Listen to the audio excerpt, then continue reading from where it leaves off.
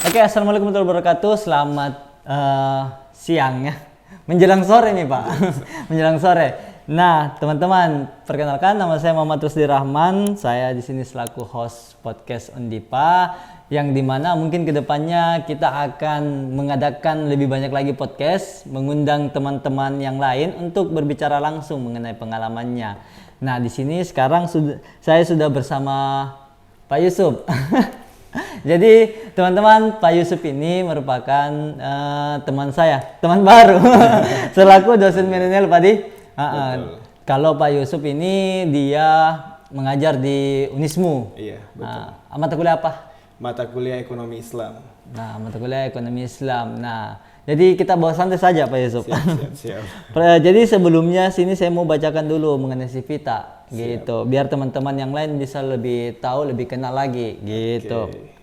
Nah, saya baca lewat ini saja Pak. Yeah. Di sini sudah ada CV-nya Pak Yusuf. Jadi teman-teman, saya sama Pak Yusuf itu kita seumuran ya? Iya, betul. 96 juga Pak? 96 juga. Oke, jadi tapi Pak Yusuf tinggal di Bajeng. Iya, di Bajeng. Nah, saya di Makassar, jadi tepatnya di Perumnas.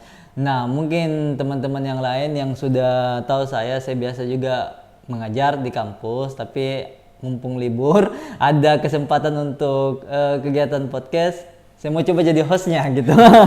Jadi kedepannya semoga teman-teman bisa support dan beri komentar. Kalau bisa lebih banyak lagi untuk share-nya gitu, biar teman-teman yang lain bisa mendapatkan informasi yang lebih bagus. Feedback ke dia juga lebih bagus untuk pendidikan maupun juga profilnya sendiri. Nah, yang pertama di sini namanya Pak Yusuf, Muhammad Yusuf K. K ini apa Pak? Kamarudin, nama orang tua. Nama orang tua SEME. Jadi di sini ada data diri dari Pak Yusuf. Kelahiran Sungguh Minasa 4 Oktober 1996.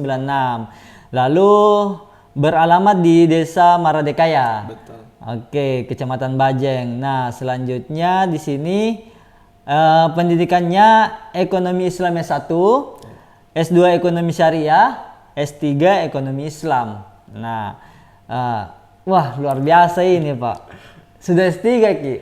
Sedangkan saya bagaimana? Cerita dulu Pak mengenai pendidikannya dulu, terutama mungkin. Iya, jadi betul tadi yang disampaikan oleh Pak Rusdi ya. Jadi S1 saya Ekonomi Islam di Universitas Muhammadiyah Makassar. Kemudian melanjutkan studi di Pasca Sarjana UIN Alauddin Makassar. UIN, iya. Iya, jurusan Ekonomi Syariah. Kemudian lanjut lagi setelah itu sekarang masih mahasiswa S3 di UIN Alauddin Makassar. Dengan mengambil konsentrasi ekonomi Islam dan industri halal. Ya, Oke. kurang lebih seperti itu. Jadi selain menjadi dosen, Iya. ini kita Pak Yusuf aktif kuliahnya ya. Jadi ya masih semester berapa sekarang? Semester 4. Oh, sedikit lagi Pak, sedikit lagi. Nah, jadi teman-teman mungkin yang baru lulus S1 juga mungkin berminat menjadi dosen, bisa langsung melanjutkan ke studi S2. Karena di mana studi S2 merupakan syarat utama menjadi seorang dosen, minimal syaratnya ya Pak. Iya, minimalnya itu S2 Minimal teman-teman. S2. Jangan S1 langsung pergi cari pendaftaran dosen, tidak bisa. Jadi minimal S2. Nah, di sini Pak sudah ada beberapa karya tulis juga yang dibuat. Pengantar Ekonomi dan Keluarga Islam, dan jurnalnya juga sama biasa seperti saya di sekolah ya. Iya. Oke.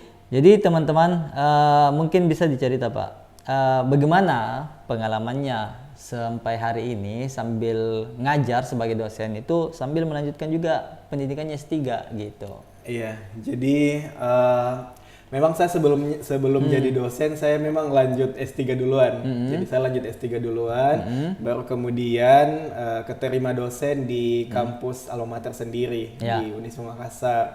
Jadi memang sebelumnya sebelum saya resmi diangkat jadi dosen, saya adalah asisten dosen sekaligus staf di program studi. Kemudian terangkat dosen, terhitungnya itu sejak tahun lalu. Jadi kurang lebih resmi mengajar sebagai dosen tetap itu baru 2 semester ini. 2 semester ini. Iya. Oke.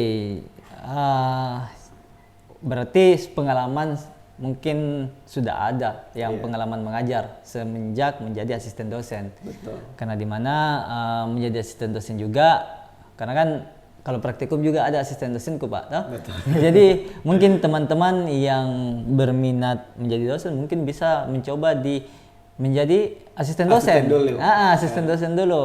Nah, terus gimana ini Pak sambil ngajarnya juga kan ada juga aktif kegiatan-kegiatan lain pastinya. Nggak mungkin cuma kuliah, nggak mungkin cuma ngajar. Iya. Selain itu apa lagi kira-kira? Iya, jadi selain kuliah tadi, sebenarnya kuliahnya itu karena saya memang sengaja memilih kelas non reguler, artinya kelasnya itu di weekend agar di weekday itu saya bisa fokus mengajar dan mengerjakan hal-hal lain di kampus. Kemudian weekendnya digunakan untuk kuliah. Untuk sekarang karena sudah semester 4, artinya sudah bebas kuliah, tinggal kemudian menyusun proposal disertasi. Selain itu ya namanya juga dosen muda, masih masih panas-panasnya, jadi ya sering ikut kegiatan-kegiatan. Ya, jadi seperti dibilang tadi teman-teman, Pak Yusuf ini merupakan juga dosen muda, termasuk dosen muda, ada dosen milenial. Karena kalau 96 itu milenial kayaknya. Iya, kalau Gen Z kan 2000. Iya. Berapa? Mulai dari 97. Jadi 97, kita ini pertengahan antara milenial dan Gen Z. Oh, berarti kita pertengahan-tengahnya ini. Oke. Teman-teman, jadi selain kesibukan tadi ngajar dan kuliah, ada juga banyak disertasi apa lagi Pak? Ikut conference, kemudian pengabdian masyarakat. Nah itu yang kemarin ditawarkan ke saya Pak, bisa di-spill sedikit mengenai pengabdian internasional? Betul. Gimana itu mungkin? Jadi di bulan Mei nanti di tanggal 14 sampai 18 Mei kita akan menyelenggarakan pengabdian masyarakat internasional. Tepatnya itu di Malaysia dan Thailand. Thailand? Iya, Malaysia. Sekalian jalan-jalan. Jadi itu. Oh, oke, mantap juga sih. Terus syarat yang umumnya apa? Syarat yang umumnya tentunya ini diperuntukkan untuk akademisi, jadi dosen dan mahasiswa. Tapi sebenarnya kalau di luar itu mau ikut join juga gak apa-apa. Tapi biasanya akademisi sih yang penting, yang membutuhkan. Yang terutama kayaknya lolos. Untuk isi BKD, kemudian untuk penunjang prestasi dan lain sebagainya. Kurang lebih seperti itu. Jadi sangat banyak manfaatnya, selain untuk kesehatan mental kita liburan, bisa juga pengisian BKD, tentunya untuk dosen dan mahasiswa juga bisa menjadi portofolionya juga karena sudah melakukan pengabdian. Dan saya rasa ini jadi peluang bagus juga karena itu kalau boleh tahu biaya apa segala macam sudah ditanggung atau gimana? Iya, jadi biayanya itu 5,8 juta itu sudah istilahnya biaya akomodasi selama kegiatan di 2 negara tersebut. Karena kan kita akan mengunjungi 2 negara. 5,8 itu. Itu pesawatnya ditanggung juga? Tidak. Pesawatnya exclude dari itu. Jadi nggak include. Oke, siap.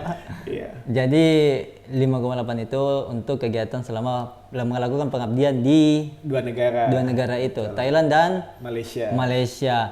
Nah, saya ada pengalaman juga ini Pak, maksudnya Malaysia kemarin, karena mungkin saya lebih aktif di lomba, bukan berarti tidak penelitian pengabdian, tapi kemarin waktu S2 saya mengikuti lomba dan rencana itu mau ke Malaysia, cuman karena berkenaan dengan kesibukan proposal, bukan proposal tapi sudah mau tesis itu hari, makanya tertunda untuk mengikuti lomba ITEX di Malaysia gitu. Jadi semoga dengan adanya berita ini bisa mengikuti kegiatan pengabdian di 2 negara tersebut. Nah, terus mungkin Pak kembali dulu di soal S3-nya. Iya. Habis S3 ini, apa rencana yang memang ini kejar S3 untuk menambah gelar kah atau apakah? Mungkin bisa di-spill lagi, dicerita sedikit lagi, Pak. Jadi kenapa S3? Karena memang kewajiban dosen untuk melanjutkan melanjutkan pendidikannya ke tingkat yang lebih tinggi. Karena cepat atau lambat sebagai seorang dosen pastinya kita harus untuk mengupgrade pendidikan kita. Benar. Dan karena memang saya dari semenjak ngambil S2 memang sudah berniat bercita-cita ingin jadi dosen, maka dari itu ya kalau ada kesempatan kenapa tidak? Ya, betul. Diambil saja ya kesempatannya. Ya, betul. Jadi saya rasa teman-teman kita awali dulu dengan niat sebetulnya ya. Betul. Kita akan mempunyai pasti cita-cita, untuk menggapai cita-cita tersebut pastinya tentu ada strategi gitu. Jadi bukan cuman untuk memenuhi sebagai dosen harus S2, S3, cuman mungkin teman-teman juga bisa lebih mendapatkan banyak istilahnya relasi ya. Betul. Mungkin relasi teman-teman. Jadi teman-teman akan mendapatkan relasi baru, teman-teman baru, pengalaman baru, dan tentunya ilmu baru yang sangat bermanfaat gitu. Jadi mungkin ini Pak, di sini ada beberapa riwayat organisasi juga. Nah, berarti selama menjalani pendidikan ini sangat banyak organisasi kayaknya ini yang diikuti. Lumayan ada beberapa. Ada beberapa bisa disebut mungkin dari ini saya tertarik di Asosiasi Dosen Indonesia. Iya. Jadi ya semenjak resmi menjadi dosen ya, jadi saya kemudian ingin bagaimana aktif di organisasi dosen. Karena kalau kita aktif di organisasi dosen tentunya ada banyak kegiatan-kegiatan yang dapat kita lakukan untuk pengembangan diri kita sebagai seorang dosen muda. Betul. Iya, apalagi sebagai seorang dosen muda tentunya kita masih minim pengalaman, kemudian kita butuh jejaring yang lebih luas, makanya saya masuk di beberapa organisasi dosen. Salah satunya adalah Asosiasi Dosen Indonesia. Jadi asosiasi tersebut adalah perkumpulan dosen seluruh Indonesia, baik dosen swasta ataupun dosen PNS. Jadi ini pusat ya, bisa dibilang pusat Pak? Iya, di pusat. Terus di sini ada Asosiasi Dosen PKM Indonesia, ada Asosiasi Dosen Muda Indonesia. Nah, mungkin kita bahas mengenai Asosiasi Dosen Muda Indonesia. Kalau ini sejak masuknya kapan? Masuknya itu sejak tahun lalu. Tahun lalu juga? Iya, maksudnya kebanyakan organisasi dosen yang saya ikuti itu masuknya tahun lalu. Tahun lalu? Iya. Jadi teman-teman sebetulnya kita memang berfokus juga mengajak teman-teman mungkin yang minat menjadi seorang dosen, apalagi kita ini masih muda. Biasa dikira mahasiswa tapi ya enggak apa-apa, syukurnya dianggap masih muda. Nah, jadi teman-teman itu tadi ada beberapa organisasi, ada beberapa riwayat organisasi dan mungkin pendidikannya Pak Yusuf. Nah, kalau prestasi ini ada juara lomba juga, ada juara 2 lomba karya tulis. Ada juara 1 juga lomba karya tulis ilmiah tingkat nasional. Wisudawan terbaik juga Pak. Mantap. Nah, jadi mungkin bisa kasih tips ataupun juga apa ini Pak kira-kira menjadi pembakar semangat teman-teman bagaimana bisa mengikuti lomba ataupun juga bisa menjadi wisudawan terbaik mungkin, karena nanti Undipa ini mau wisuda di tanggal 15 kalau tidak salah ya. 15. Nah, nanti saya tidak tahu juga siapa wisudawan terbaiknya.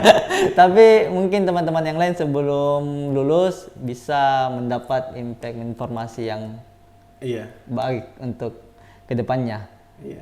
Jadi prestasi tadi yang disebutkan itu adalah prestasi pada saat saya menempuh pendidikan S1. Jadi di S1 itu saya berpikirnya bahwa kuliah itu singkat, hanya 4 tahun, ya hanya 4 tahun maksimal. Kalau nanti lanjut lagi di S2 itu akan sudah beda nuansanya. Jadi manfaatkanlah selagi kita masih menyandang status sebagai mahasiswa, karena status sebagai mahasiswa itu adalah privilege, ya, adalah privilege tersendiri untuk kita. Lewat status itu kita bisa mengikuti kegiatan-kegiatan, ikut event, ikut lomba. Salah satunya misalnya karena saya waktu S1 itu aktif di lembaga kepenulisan UKM yang kepenulisan, maka lomba-lomba yang saya ikuti adalah lomba-lomba karya tulis ilmiah di Surabaya, di Banten salah satunya. Oh, jadi lomba-lomba yang diikuti juga bukan cuma skala di Makassar, wilayah Makassar. Jadi ada tadi di mana, Banten dan Surabaya. Surabaya. Jadi teman-teman kalau ingin berbicara soal lomba, sebetulnya cukup banyak lomba yang bisa diikuti.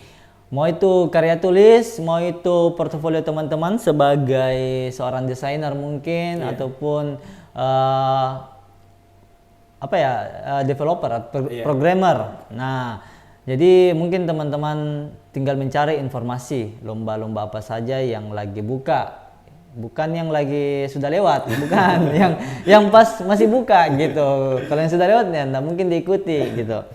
Nah, di sini juga sudah ada beberapa publikasi ilmiah.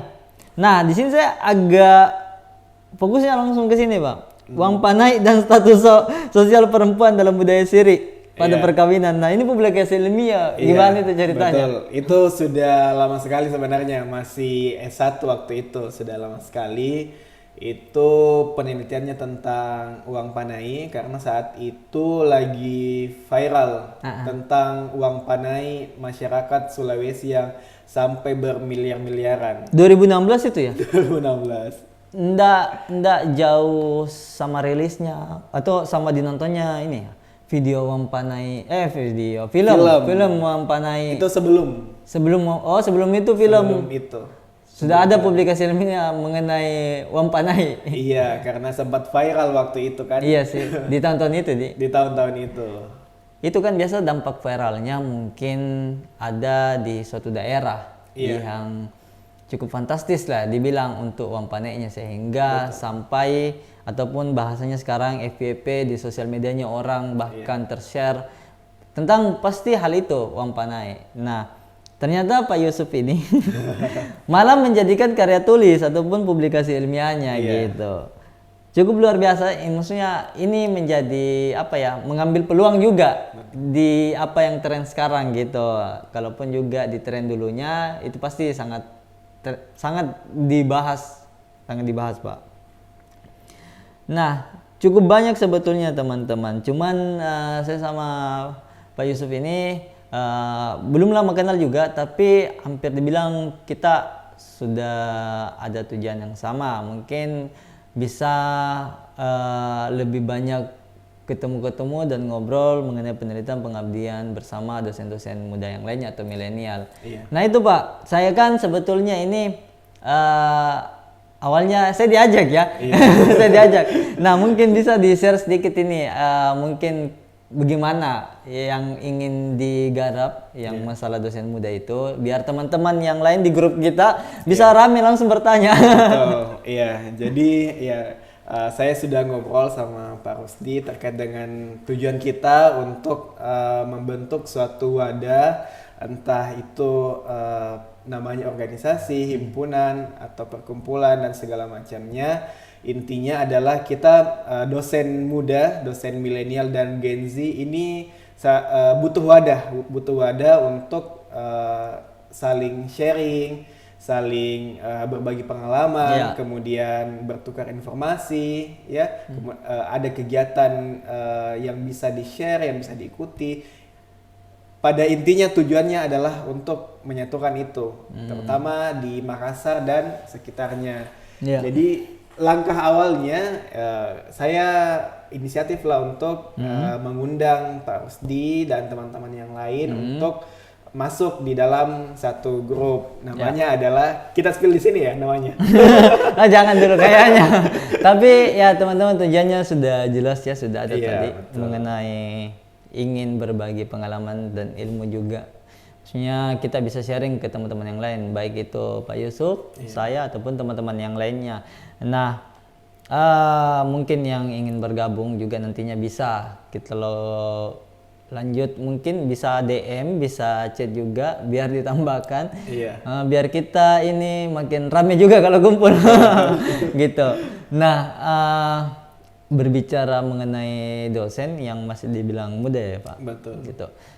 Bagaimana pengalaman di kelas kira-kira?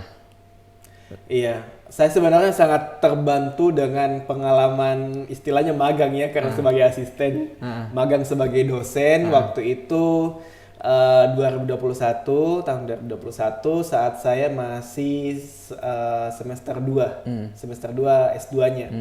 Jadi saat itu karena saya juga sebagai staf di fakultas ya, jadi saya nyambil sebagai asisten dosen. Iya. Ya, kebetulan waktu itu diberikan satu mata kuliah untuk pertama kali saat itu untuk diampuh sendiri. Iya. Ya, jadi saat itu awalnya masih grogi lah, awal-awal kan pertama kali ngajar.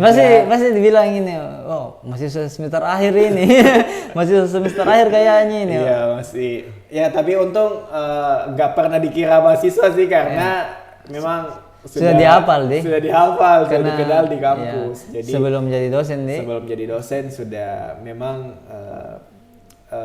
berkegiatan di fakultas, jadi mahasiswa sudah tahu, oh ini Kak Yusuf.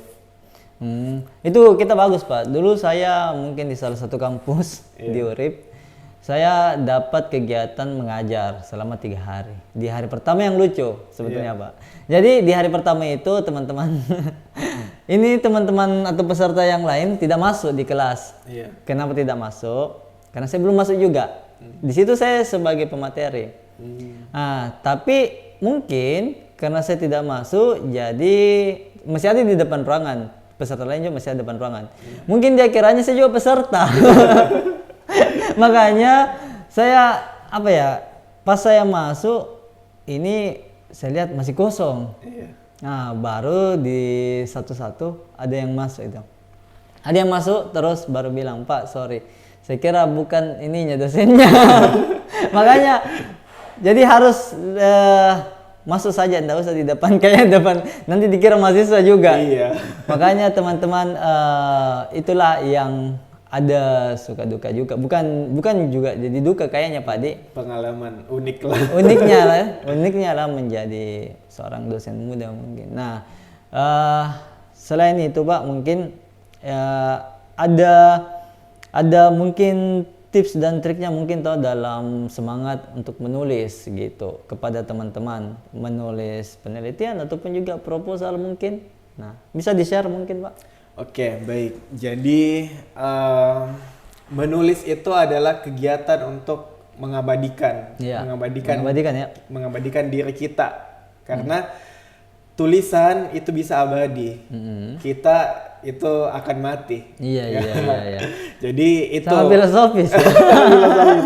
Jadi itu sebenarnya motivasinya, apalagi kalau kita sebagai dosen kan sudah harus ya, dosen dan mahasiswa, pokoknya kita di akademisi, menulis itu adalah suatu memang keharusan untuk mempublikasikan, menularkan ide-ide kita, karena kalau ide kita hanya di kepala itu hanya kita dan Tuhan yang tahu.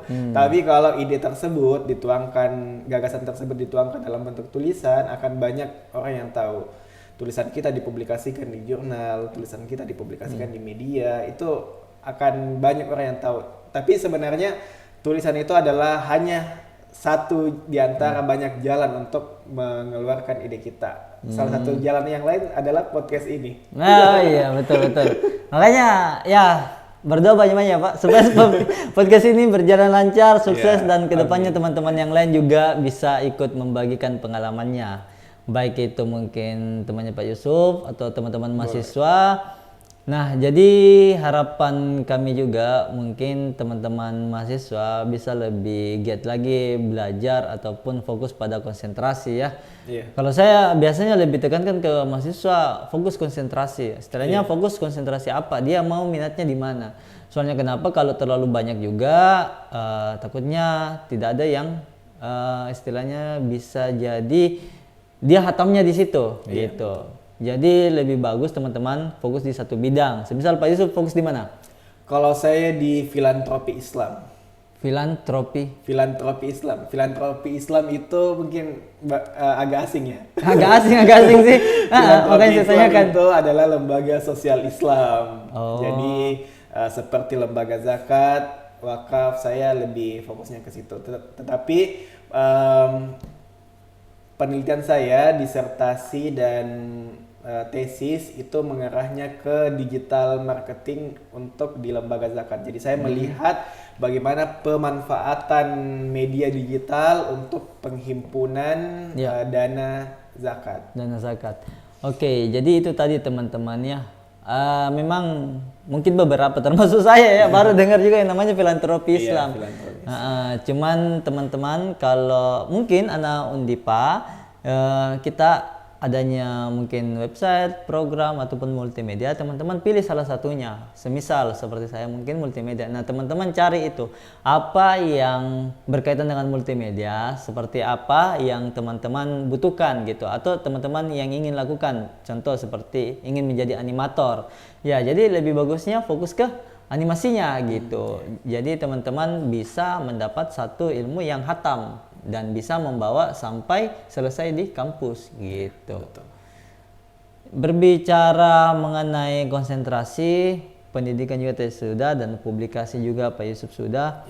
Mungkin kedepannya apa ini Pak? Motivasinya ke depan mungkin bisa teman-teman juga ataukah mendalami juga lagi filantropi Islam tadi, maksudnya bagaimana ya? Masih banyak lagi mungkin yang masih bisa dipelajari atau digali gitu. Jadi bisa mungkin di-share Pak tipsnya sebagai dosen muda juga untuk teman-teman mahasiswa, bukan cuma di Undipa tentunya, di Unismu pun ataupun teman-teman yang lain yang menonton ini nantinya. Oke, baik.